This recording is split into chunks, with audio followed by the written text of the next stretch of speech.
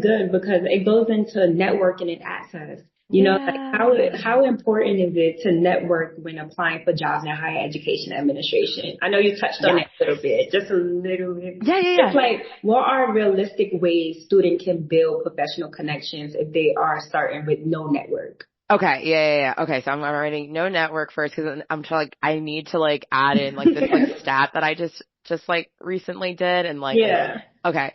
So, um I guess what I'll say is that networking is important. Like of course it is.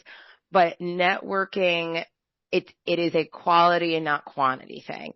So one I would say that everyone has a network already, especially in the higher education program. You start with your classmates, and like for even for students who, let's say they aren't in higher or are in higher education, but not the department that they're working in. I have no doubt there's someone in your classes, whether it's in the HEA program or the MPA program or MIA, that is in a role that you are slightly interested in and can learn from them. Yeah. So I, with networking, I think people think of it as like this daunting, like, oh my gosh, I have to reach out to people that I don't know and introduce myself and have an elevator pitch ready. No, and you absolutely don't. Like I haven't worked on an elevator pitch in quite some time and honestly, like getting rid of that stigma has really helped. Um, Really it's starting with what you have in front of you and like using the degrees of connections there.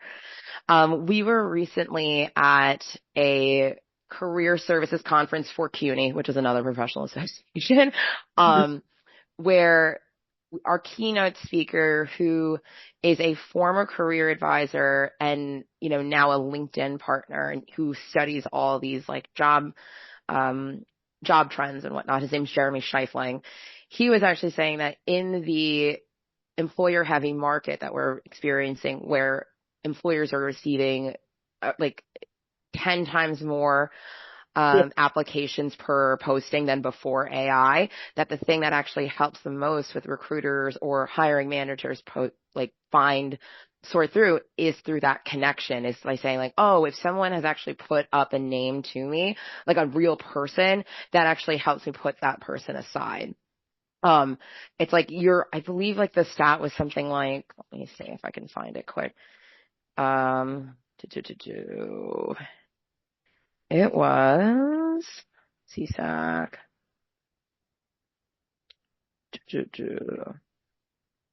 I did write it. I did write it.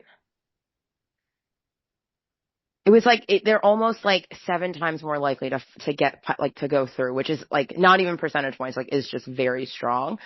And then with that, I think with utilizing the network, it's twofold.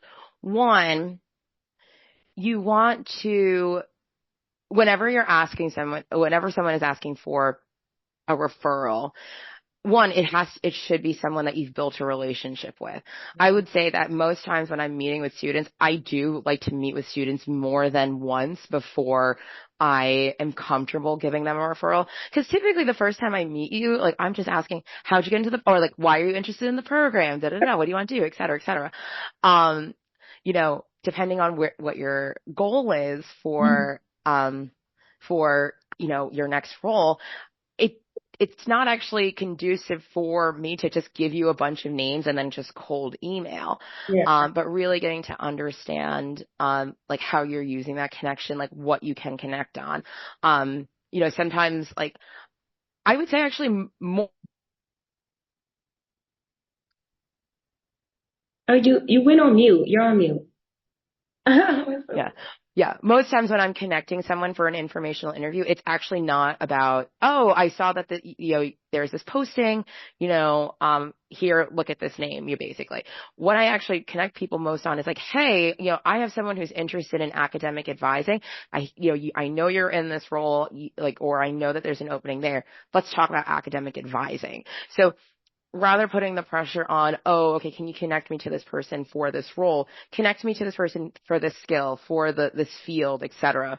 And that way it not only are you building a relationship, which is ultimately the goal of networking, but you're also, investing in your own, um, like interpersonal skills as well. Something that you know, I will say that like I try to avoid, or something that that would say like I don't feel comfortable like referring someone is like, hey, like when someone just gives me an ask of like, hey, I'm interested, could you give me a name for this? Like that usually almost never goes well, because it's like, Yeah. well, why do you want to connect with this person? Other than, saying like, oh, because I want this job, that's still not a strong enough, that's not a strong enough reason, one, for a connection, but two, that's also when you think about the application that you're putting in, if Yeah. your reason is like, why do you want this job? It's like, because I need a job. Like it's kind of very similar in that sense. So networking is important. Utilizing relationships is important. And also there's like a level of reciprocity that has to happen. Whether it's not necessarily always like a thank you. Thank you is always nice. Mhm. But really what I mean by reciprocity is that, you know, am I connecting you to this person for the right reasons? Are you asking to connect with this person for the right reasons? Am I using that person to connect you for the right reasons for you? So there's a lot that goes into like networking. But usually when I say like the first step is like have conversations, meet with career Yeah. services, let us get to know you, because like I definitely think that the strongest referrals are not like the strongest referrals that we're able to give are students that meet with us like more than once, like like that sort of thing, or like at least get like FaceTime with with us more than once for sure.